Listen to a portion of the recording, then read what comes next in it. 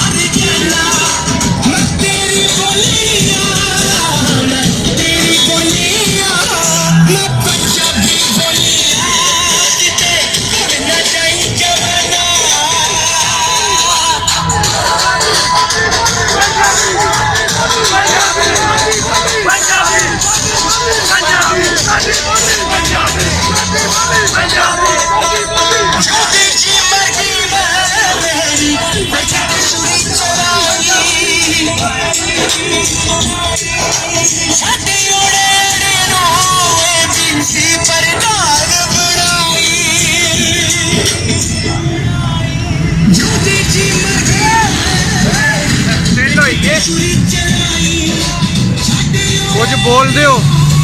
पंजाबी जबान नूं पंजाब की सरकारी तलीमी और दफ्तरी जबान होना चाहिए।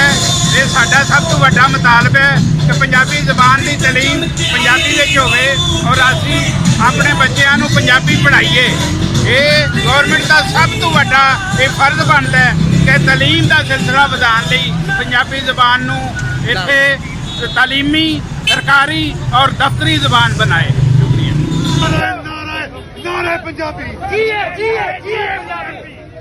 साडा हक साडा हक नारे नारे नारे पंजाबी पंजाबी